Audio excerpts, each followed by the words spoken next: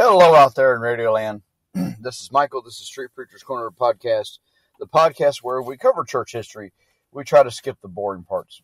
You know, a lot of times when these guys go through church history stuff, they'll spend a lot of time discussing different schools of thought and different philosophies, and they'll talk about Origen, and they'll talk about the Tertullian controversy, and they'll talk about the schism of the whatever. And for the average person going to church somewhere, they could care less about that stuff. I mean, that stuff's important because of a lot of the doctrines and a lot of the viewpoints that we take of Scripture come out of that time period. But there's also a big chunk of church history.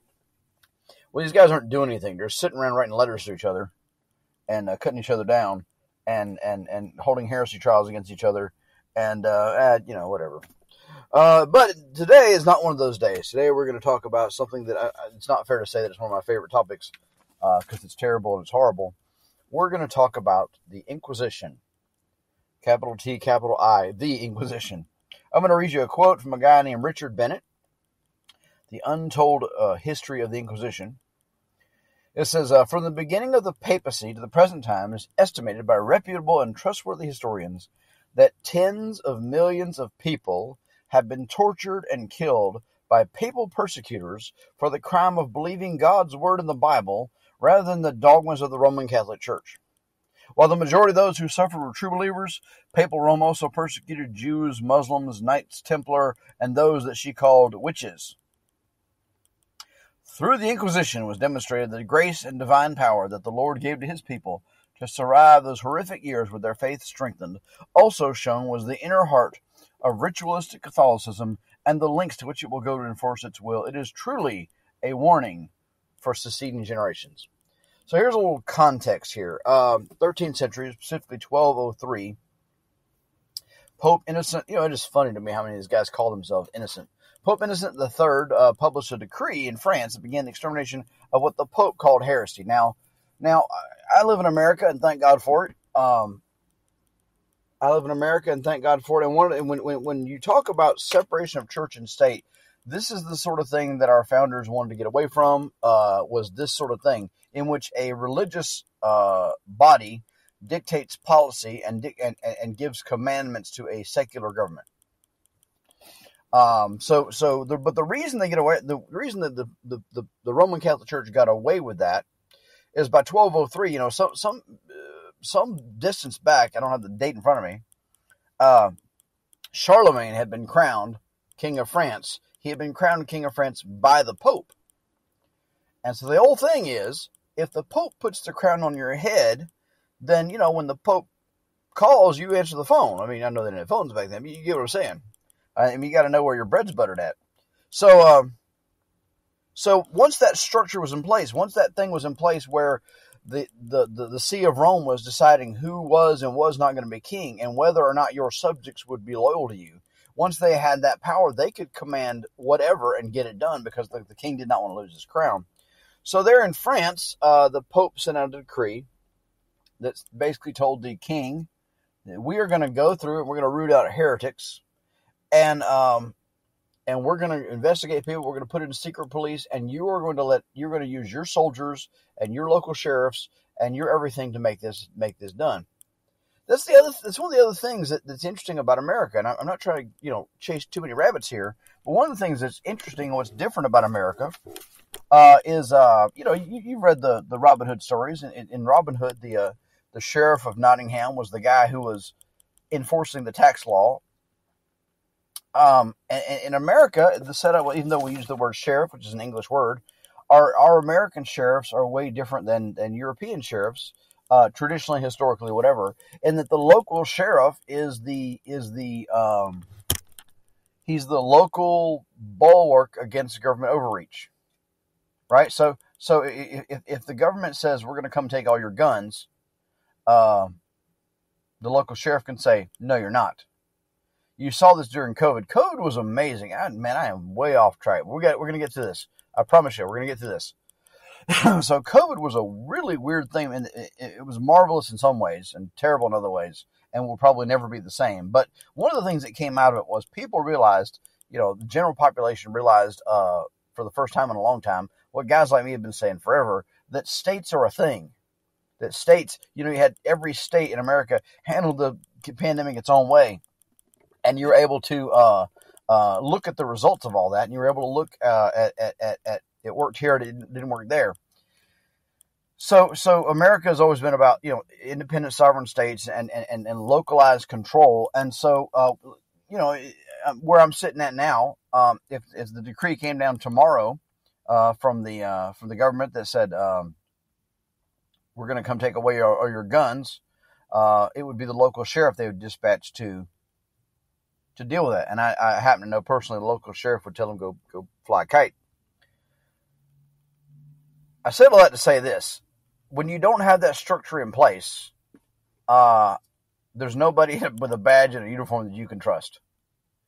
And with COVID, you saw sheriffs refusing to enforce ridiculous draconian measures, and thank God for it.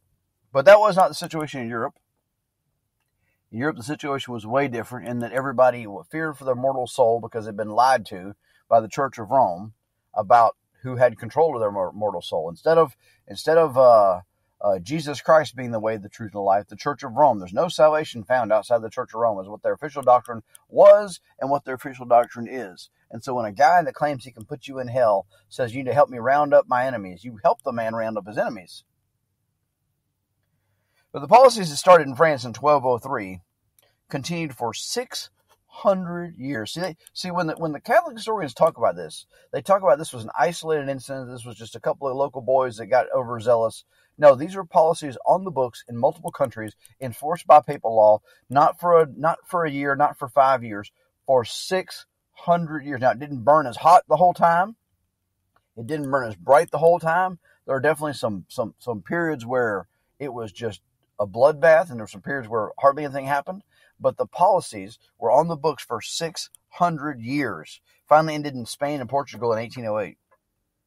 So the first victims of the Inquisition, once the Catholic Church decided we're going to hunt down heretics as defined by us, and we're going to do whatever we want to them, and we're going to say God told us to do it.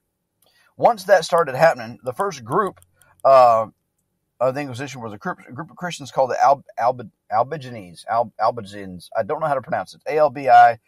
They were a subgroup of the Waldensians of the Vaudois Valley there.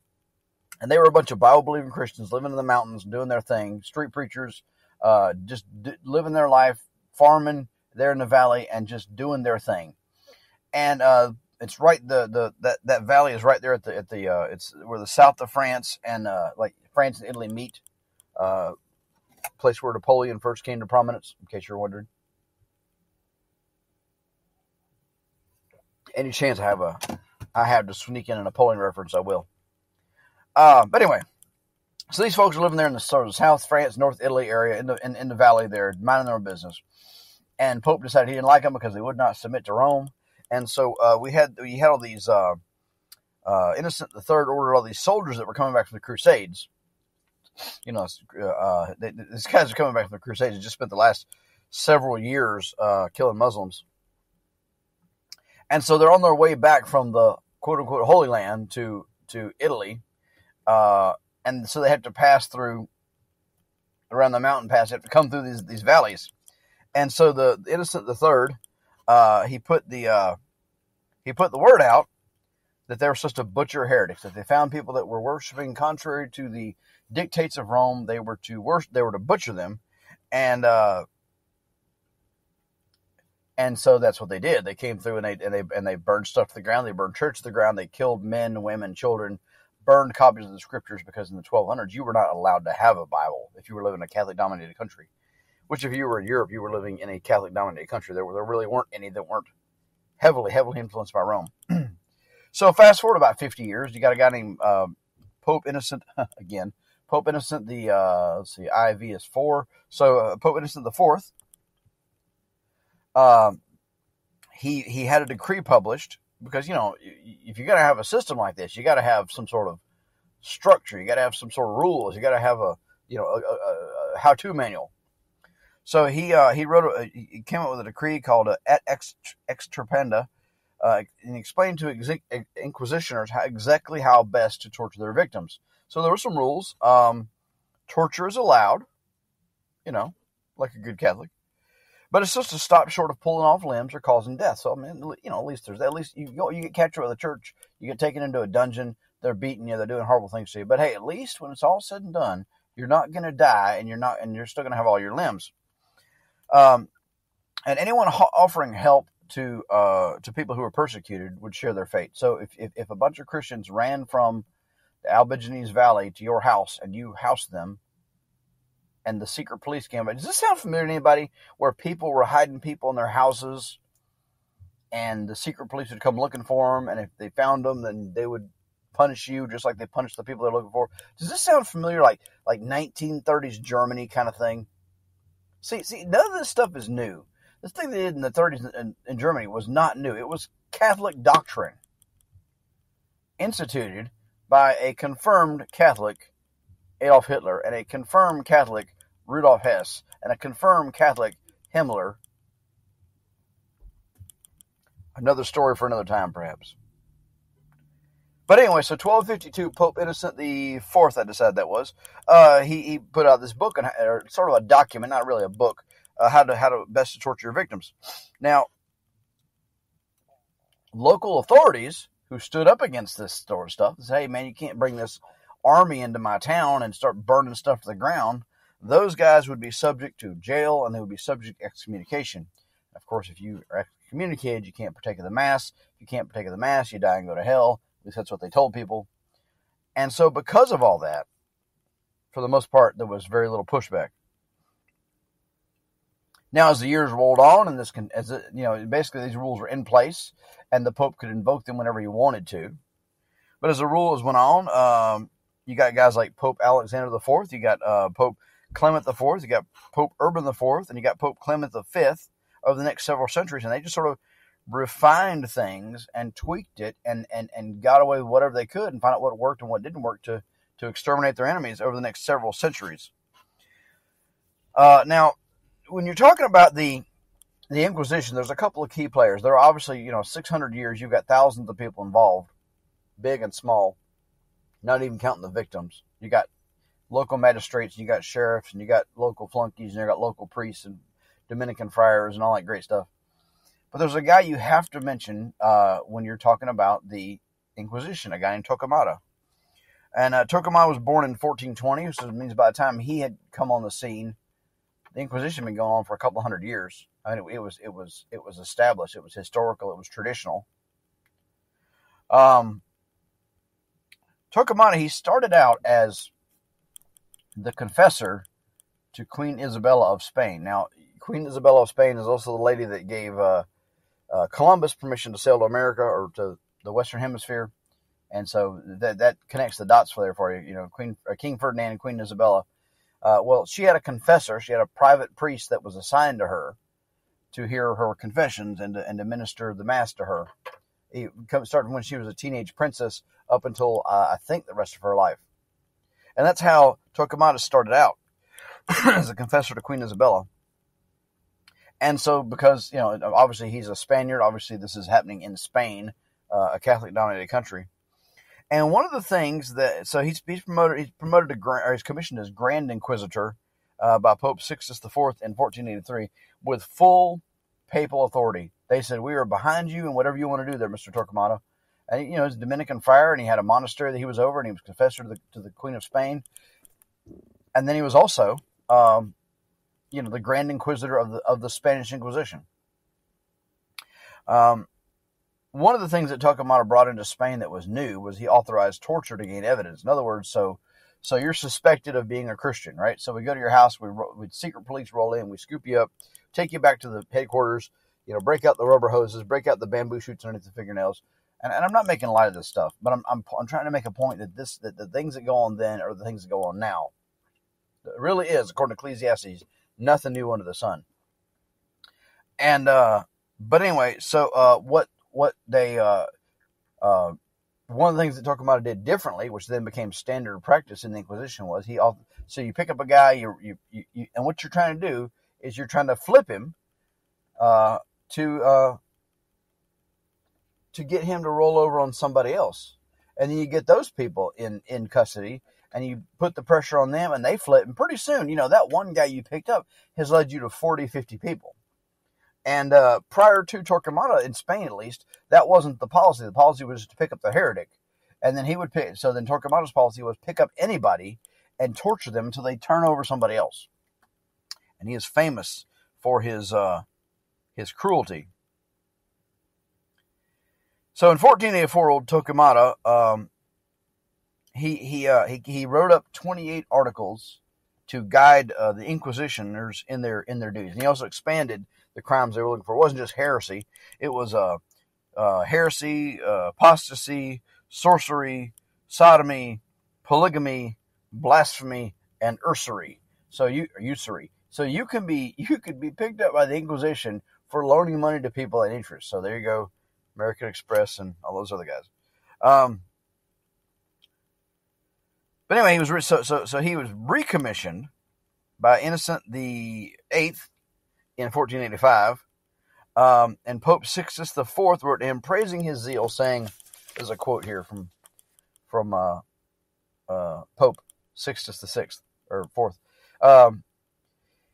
We commend you in the Lord and exhort you, cherished son, to persevere with tireless zeal in aiding and promoting the cause of faith, by doing which, as we are assured you will win our special favor." So they are praising a man, recommissioning a man, giving him more authority. They're praising a man who will pick up your 12-year-old daughter off the street and torture her until she turns you over, and then torture you until you turn your neighbors over. The papal historians will say, well, this is a guy who got out of bounds. This is a guy who was praised by the Pope for getting out of bounds. And so the numbers are kind of shady, but they say over 2,000 people were burned alive in Spain during Torquemada's reign. Now, under Torquemada's reign, the burning of Christians in public became a festive spectacle called an auto de fe. And, I was trying to explain to my kids the approach to terrible things. Sometimes people handle things different ways. And you're gonna think I'm a carnal, terrible parent, and you're probably right. Mel Brooks did a movie back in the day called The History of the World. Not a clean movie. No, I can't recommend it. There's parts that are just vile, because Mel Brooks is a lost fella. And a little bit of a pervert that shows up. But he's got a whole segment there in The History of the World where he does this little song and dance. He plays Torquemada, and there's this little song and dance routine about the Inquisition, how terrible it was. And we went and watched it. I watched it first to make sure there wasn't anything, pervert in it that I forgot about. You got to do that sometimes. And so then we went and looked at it again, and I said, look, here's a guy who is taking this terrible thing that was done to his people, and if you watch it, he covers mainly the Jews that are being tortured. But terrible stuff, and he found a way to laugh at it, I guess. But he talks about, there's a whole part of that song about auto de fe. Anyway, as late as 1680, there was a stunning auto de fe in Madrid, in Spain, in which 100 believers were burned. So think about this: you take 100 people that believe the Bible, that you've captured, that you've tortured, and you line them up in public, and you call the crowd, and you have a festival. And the culmination of that festival is you burn people alive. And the Catholic Church can say what they want about, we're not that way anymore. Well, why were you that way to start with? What is wrong with your doctrine? What is wrong? What spirit are you of? There's a part in the Bible where they went into this town and they weren't received, and the disciples wanted Jesus to burn the place to the ground, and they even had scriptural precedent for it. They cited Elijah and how Elijah had burned those prophets up when they came against him. And Jesus said, "You know not what spirit you're of." So if your religion teaches that it's okay to torture little girls, and it's okay to torture old men, and it's okay to get people to roll over on their families and roll over on their friends, and then when it's all said and done, you can burn them all alive, and the Pope will write you a nice letter talking about how good little Catholic you are, you've got some problems doctrinally, you've got some problems spiritually. But anyway, Voltaire was there, and Voltaire was quoted by a guy named Tuberville, and this is the quote from Voltaire. Well, he was there in Madrid that day in 1680 when they burned 100 people alive. An Asiatic arriving in Madrid on such an occasion would be doubtful whether he was witnessing a festival, a religious ceremony, a sacrifice, or a massacre. It was, in fact, all of these. I've read Voltaire's quotes about. Voltaire thought he was way more important than he was. In fact, most of you listening to this right now don't even know who Voltaire was. He's a French philosopher guy. Not even a really good French philosopher, but a very, fairly prominent one for his time. But anyway, Voltaire had said ridiculous statements like his philosophy and his thoughts on things were going to outlive Christianity, and he was going to put Christianity in the grave because, he said 1,000 years from now, no one will mention the name of Christ, and everybody will praise Voltaire. I mean, dream big, Bubba. I don't know what to tell you. But sometimes I think when I look at Voltaire's hostility towards Christianity, I wonder if that's what he saw. Hey, we're Christians and we burn people alive. I don't know. Anyway, so in 1487, Innocent VIII, man, there's a bunch of these Innocents. There's at least 8 of them. Innocent VIII turned the Inquisition towards the Waldensians in North Italy and southern France. Now, I have a soft spot in my heart for the Waldensians. There's a bunch of country boy farmers, street preacher guys, and they are the guys in 15th century Europe that are passing out tracts and preaching on the streets and going to the stake for it. And finally, the Pope, Innocent VIII, had enough of that nonsense, nonsense from his perspective. And he said, I've got this implementation here in place in Italy and in France where I can round these people up and I can do whatever I want to them. And so he approached Charles VIII of France, and Charles VIII of France agreed to raise an army to capture and deliver the Waldensians. So here you have a secular king that has agreed to raise an army to scoop up entire villages of his own people and turn them over to a religious authority. I mean, it's I'm telling you, man, you ought to thank God you live in America. Not just because we have DVD players and espresso machines. Those things, that DVD players and espresso machines are the fruits of liberty and the fruits of gospel preaching and the fruits of, God prospers a society, and then that society tends to turn its back on God. And so then God begins to let that society fall apart, which is, what we're seeing right now. But anyway, I'm getting off track. So Charles VIII of France agrees to raise this army. He agrees to scoop up his own subjects, to save his own hide, to save his own soul, scoop up his own subjects and deliver them to the Inquisition to be tortured and burned. And the Pope promised the forgiveness of sins and a share in the goods of those who produce. So you raise an army and you turn them loose on these farmers. Most of them are pacifists. There's a strain of the Waldensians that are pacifists, sort of an Amish take on things, without all the weird doctrine. And then there's a family of the Waldensians that aren't pacifists at all, the Picards, and that's fun stuff. But anyway, so the Pope promised forgiveness of sins, and you can keep whatever you plunder. He turns these men, announces this, and the guys that show up, if that's the offer, hey, you can rape and pillage and burn stuff. Come one, come all. Who is going to show up? Well, people that like to rape and people like to pillage and people that want to burn stuff to the ground. And so the army is joined by thousands of gangsters, urged on by the promise of forgiveness of sins and the expectation of obtaining spoil from the Waldensians' possessions. Thousands of men and women and children were arrested or died. Women were ravaged, crops were destroyed, Bibles confiscated, and so there's that. In 1520, this is about the time that Luther was becoming a famous, a presence in Europe. Whenever I say famous, I always think of like some twerp celebrity, that doesn't contribute anything to the world.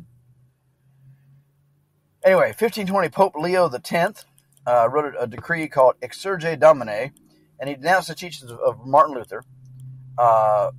Here's a quote from that. That heretics should be burned is not contrary to the will of the Spirit. So this Pope claimed that it was the will of the Spirit that you burn people alive that disagree with you. Lovely. Roman Catholic scholar Lord Acton wrote, Rome taught for 4 centuries that no Catholic could be saved who denied that heretics ought to be put to death. Now, we talked about I started to say our buddy Torquemada, but no, he ain't my buddy. We talked about Torquemada. We got to talk about somebody else named Mary Tudor, also known as Bloody Mary. Now, as I've said before, European history is complicated, and English history particularly, at least for me, it just comes across as we are totally making this up as we go along. And the rules that we have today may not be the rules we have tomorrow. But what you had for a while there in England was, depending on who was king, and depending on who was queen, depending on what kind of country you had, like, well, duh. No, but I mean, depending on how much influence Rome had. And actually, later on, not trying to get too far off topic, but later on, it was sort of I don't know if it's the case now, but it was the oath of office, for lack of a better term, for the English monarch, that they had to agree to defend Rome against the undue influence of the Roman Catholic Church. And that's one of the issues with Charles I, why Oliver Cromwell was able to depose him in the English Civil War. Anyway, history has no bottom. So Mary Tudor she was the granddaughter, I think, of Henry VIII, something like that. Sounds about right. Or the granddaughter of Henry VII, one of those Henrys. Anyway, so she actually disposed her sister, who was the queen, had her put in a tower, later had her beheaded, and then she became known as Bloody Mary, and she was a devout, fervent Catholic. She was a nut job. I don't know what to tell you. She was a nut job. And she employed the Inquisition to burn. This is just one woman during her brief period on the throne. She burned 288 Bible-believing martyrs. Most of them died because they denied the Catholic dogma that Jesus Christ is really present, flesh and blood, body and soul, divinity and humanity in the communion bread. We were just up at last month or so. We were up there in Brunswick, north of us, and we talked to a fella. I promise you I'm going to get back to this. We talked to a fella that he'd grown up in a Baptist church, and he had converted to Catholicism as an adult. And I was like, man, there's not a whole lot of y'all walking around. I said, so what did it for you? What pushed you over the line and convinced you that Rome is the one true church and all that great stuff? And he said, honestly, I became convinced that when the priest says the ceremony over the wafer, that it becomes the flesh and blood of Jesus Christ. Well, that's a ridiculous position. You know it. Hopefully you know it. But I said, okay, that's fine. I said, so if I took that wafer after it had been, done up like that, if I took that and ran a DNA test on it, what would I find? He said, he says, it'd probably still be bread. I said, well, then it can't be the flesh of Jesus Christ if it still tests as bread. He said, well, something can be one thing in one sense and another thing in another sense. Like, well, that's just a bunch of mysticism. You told me it actually transforms into the body of Christ. I said, so since Jesus Christ is alive and this wafer is his body, if I take that out of the building, am I guilty of kidnapping? And, anyway. So Mary Tudor burned people alive who did not believe that thing actually turns into the body and blood of Jesus Christ. Two of the guys that she burned to death in particular, are the guys named, two bishops, two pastors, bishops named Hugh Latimer and Nicholas Ridley. And what's so special about these guys, well, the fact that we have really good records of them, is Latimer was a priest. He started out as a priest in 1510. In 1512, he is converted by Cambridge students there in England who were influenced by Martin Luther. So Luther's still in Germany. Luther's writing things while he's basically in house arrest at the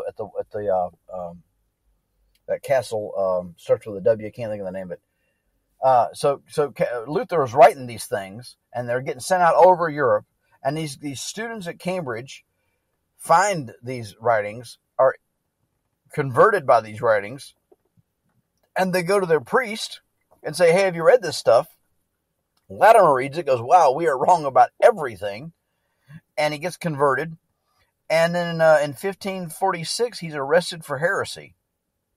And he's held in the Tower of London for a while. He's turned loose for a while. In 1553, he's arrested again for heresy. And he's set up to be executed.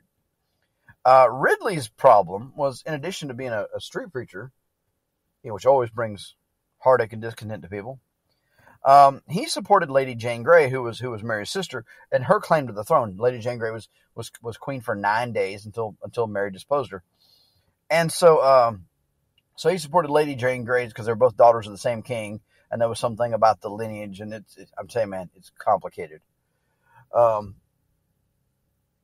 But anyway, so Ridley supported Lady Jane Grey. Well, that was all the excuse Mary needed when she comes to the throne, is to get rid of some very prominent supporters of her rival.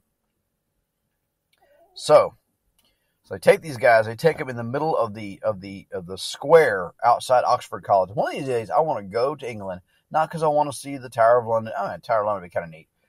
I want to go to some of these places where, in the same country that gave us the King James Bible, people were burned alive outside for not believing a Bible.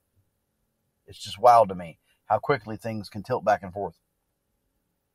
So they take them outside this, in the square of outside college. They tie them up back to back in the square, and they burn them alive. And Latimer's last words were, "Be of good comfort, Master Ridley, and play the man. We shall this day, by God's grace, light such a candle in England as I trust shall never be put out."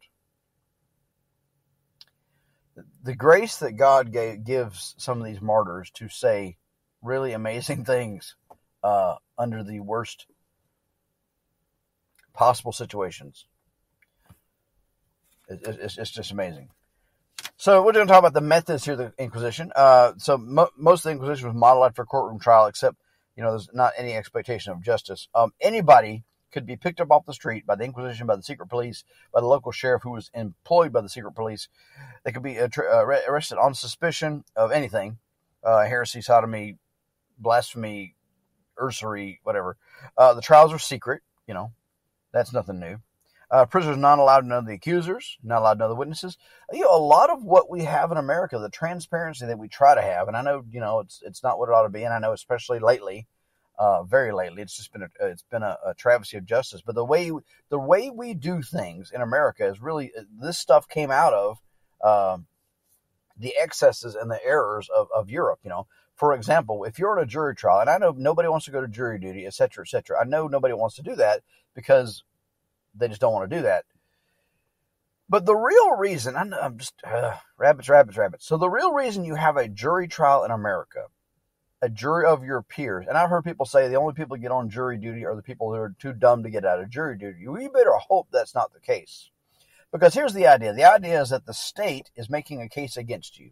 And the state does not have to make that case to itself, right? They don't have to make the case to a judge who works for the state or the police who work for the state. They have to make the case to the citizens with a presumption of innocence. They have to prove to other citizens that this other citizen has committed this crime. And as a duly appointed magistrate, Romans 13, all that great, we have the authority. We have the responsibility to prove he did it, then the authority to execute judgments once that happens. And everything's open, and everything's done in the light of day, and there's no secret back deals. And that was the system that was set up to begin with. And some of that was the reaction to this stuff, where you could just be picked up off the middle of the street. By the way, in the 2000s, after 9/11, a lot of that stuff got rolled back. The Patriot Act, I'm not trying to get political here, but the Patriot Act was terrible. The Patriot Act still is terrible. And as long as you were accused of terrorism, all those rights you enjoyed.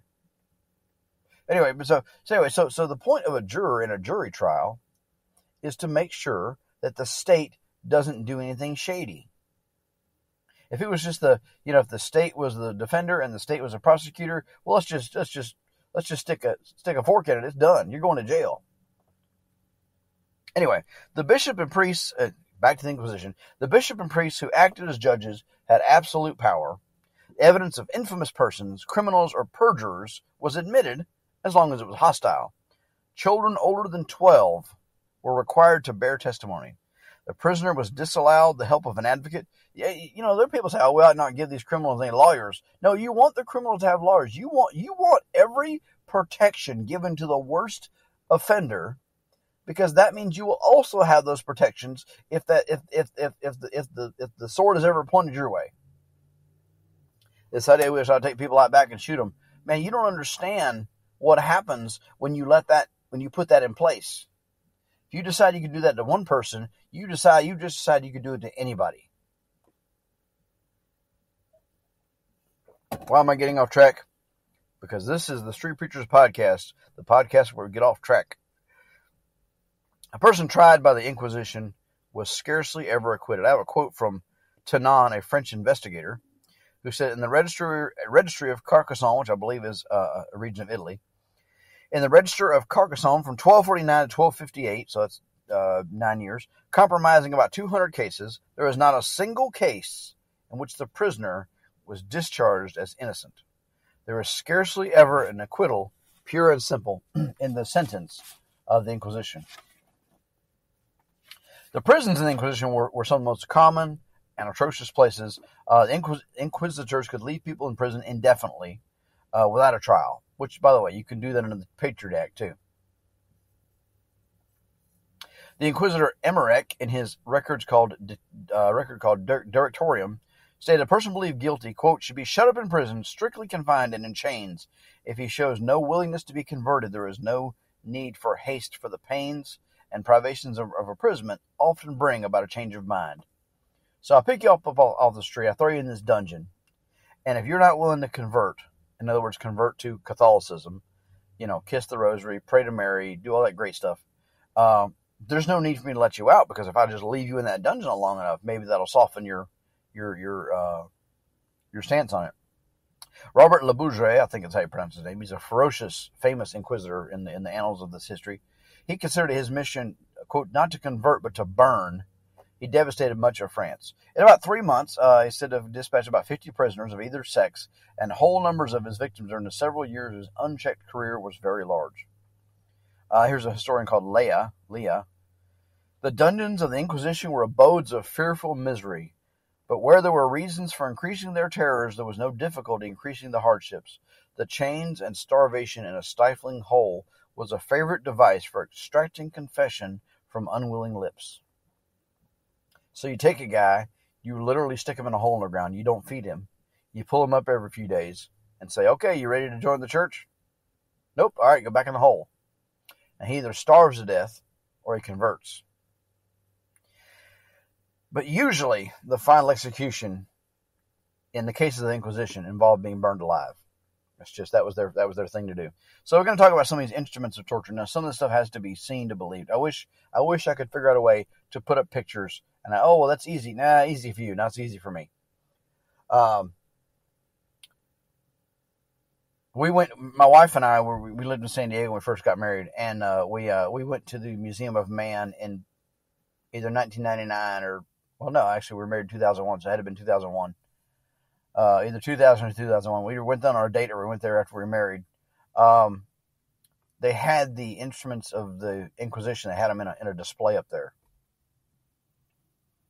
And it is, when you're standing there and you're 3 feet away. They got those little ropes and everything, and you're 3 feet away, and it occurs to you that your brethren in Jesus Christ died, tortured, ripped apart by the very thing that is 3 feet away from you. It is very sobering, very grieving. I mean, these weren't reproductions; these were the real deal. So we're going to talk about a couple of these things, and do some research, man. Just Google some of these things here, and then be prepared to be grieved. The rack. If you've ever seen a Far Side cartoon, you've seen the rack. Yeah, it's a big thing. You know, you got a rollers on both sides, and you tie the guy's legs to one end and his arms to the other end. You turn the crank, and he stretches them out. Inquisitors would perform the interrogation while he's turning the rollers, stretches the body of the suspects and causes colossal pain. Stretch out the body until the joints are actually yanked out of their sockets. And the ultimate intent was to kill the victim, either through shock or through injuries. If the believer was still alive, yet refused to submit, they would be sent to be burned at the stake. Can't break you, will burn you. There's another variation of the rack where they pull you towards the ceiling with ropes, kind of like all those weight machines, but in reverse. There's a weight on your feet, and they tie you to the ceiling, and they drop it to the floor so it tears your limbs out of socket. They have a thing called the skull crusher. It's a little metal cap they put on top of your head, and then there's a strap on the bottom. There's a big screw near your chin, and you can screw it, and you tighten, like putting your head in a bench vise. Teeth could be crushed that way. Eyes could be squeezed from their socket. It was hoped that the believer was so overcome by the extreme pain of having his head crushed that he would confess his alleged errors and believe in the Holy Mother Church. Iron Maiden, not the rock band. So if you go to Ripley's Believe It or Not, we used to joke that it was a gangster version of Ripley's Believe It or Not called Ripley's Believe It or Else. But anyway, so it's a big, almost like a sarcophagus, and it has sometimes they'll take a picture of it and carve like a picture of a woman on the outside, one they call the Iron Maiden. And you open the thing up, it's a tomb-sized container, it has folding doors, and you open it up and there's these spikes inside it, so they put you inside it, and they close it a little bit, so these spikes they can slam it shut and kill you, right? Depending on how long the spikes are. But they can close it a little bit, and you can't get out, but these spikes are pushing into you, and you're bleeding out. So the purpose of the Iron Maiden was to inflict pain by means of vicious spikes and a slow death. Some of them were specifically designed not to kill you, but to impale you and let you bleed out. Some of them were spring-loaded. The prisoner would be bidden to stand right in front of the Iron Maiden prior to torture. The spring would be touched by the executioner, and the Iron Maiden would fling open her arms, and the wretched victim would be straightway forced within them. Another spring was then touched, and the Iron Maiden closed upon the victim. Then gores him to death. You got to sit and think sometimes about the people that came up with this. What sort of monster are you that you sit around at night and go, okay, so what we're going to do is we're going to crush his skull until his eyes pop out of his head. I mean, what kind of monster does that? Once again, nothing new under the sun. The Judas chair. This is one of those ones that has to be seen to believe. So it's a pyramid. It's a seat shaped like a pyramid. And without being very vulgar, there is an opening at the bottom of your body. If I strip you down and I set you on top of this pyramid, and I make sure the point of this pyramid goes in that opening on the bottom of your body, and then what I do is I put weights on your shoulders, weights on your arms, weights on your legs, to push you further and further down on that pyramid until then that hole in the back of your body gets bigger and bigger and bigger until eventually you split in half.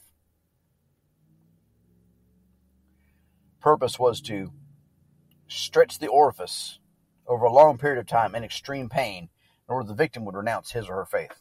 That is your Holy Roman Catholic Church. The one true church, the church outside of which there's no salvation. They not only came up with this stuff, they implemented it and they endorsed it and they wrote nice letters to each other when they did it. Chair of nails, studded with spikes, victims strapped naked to the chair, fires lit underneath it, heavy objects placed on top of the victim increased the pains of the spikes. Blows with mallets were also used to inflict more pain. Yeah, I like to think I'm a tough guy. I am a tough guy. I mean, it's not thinking about it. It's just, it is. And I'd like to think that if you come to me and you say, okay, you're going to renounce your faith in Jesus, we're going to hurt you. I'd say, hey, come, bring it, I'd like to think that's what happens. You take one of my kids, though, and you do this to them, and I have to be there to watch. I don't know what happens next.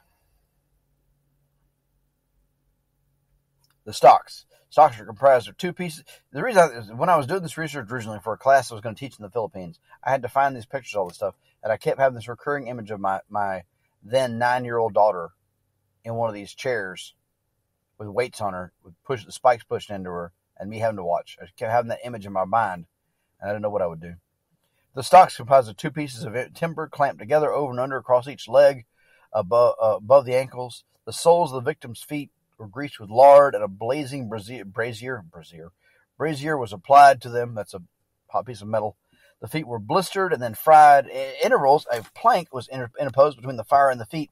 The plank was immediately removed if the victims failed to admit they were guilty as charged. So what you do is you heat the guy up, you get him a few seconds of relief, you say confess. If he doesn't confess, you heat him up again. Also, devices for ripping out the tearing and ripping of one's flesh. The Catholic Church learned that a human being could live until the skin was peeled down to the waist. You start his head, you start peeling him like an orange. He could live until you got to about the waist, and then your body would shut off.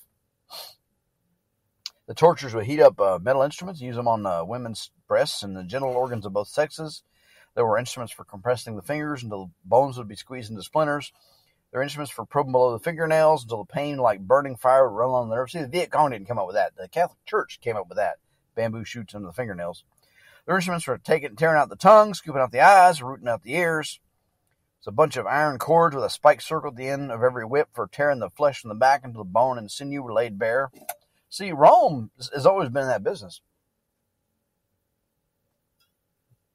They talk about how they plowed Jesus' back open with a cat of nine tails. And then the people that claimed they were following Jesus later on were plowing people's back open with a cat of nine tails. Odd things. There are iron cases for legs which were tightened upon the limb, placing them by means of a screw until flesh and bone were reduced to a pulp. Thumb screws, you crush prisoners' toes. Larger, heavy devices based on the same design you can use to destroy knees and elbows. Anything, basically any part of your body that can fit in the vise, they turn it down, crack it, and squish it until you shut down. They came up with devices to slowly and painfully remove the intestines and other organs from the body while keeping the prisoner alive and conscious of the pain. Any one of those horrors could be inflicted on anyone, man, woman, or child over the age of 12 who did not agree with the teachings of the Roman Catholic Church.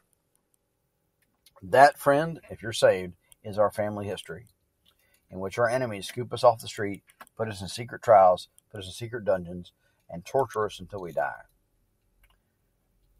And the only hope in this world, if this is just, well, hey, that happened and, whatever. The only hope of the justice of this world is that Jesus Christ is keeping very good records. And there's nothing to indicate that if you get picked up tomorrow, that they're an angel's going to come and spring open the door and turn you loose like they did with Peter. But there's every indication that when the dust all settles, the people that did this to people, they're in hell now. But beyond that, the people that did this to our brethren and our sisters, God keeps very good records. And God saw every turn of the screw. God saw every flick of the whip. God saw it all. And he's not pleased. And he's going to judge those folks, and they will pay for their crimes, because God is a God that loves judgment. And thank God that He's a God that loves mercy. He's a God that loves to forgive, but He's also a God who loves judgment. And thank God for it. My goodness, where would we be? Where would we be without knowing that Jesus Christ is going to come and fix everything? We would be at the mercy of political thugs and political gangsters. We'd be at the mercy of people who would burn a little girl alive because she wouldn't kiss the rosary. But we're not at their mercy. They can take us. They can destroy us. We'll rise up again in a better resurrection. And our advocate, our King, our Savior, will avenge us. Maybe not in our time, but He'll settle the scales. That's what He does. Well, thank you all for listening to this incredibly cheerful and upbeat podcast of the Street Preachers Corner podcast. I'm going to get on out of here and do other things. All right? Thank you for listening, and I'll see you on the other side.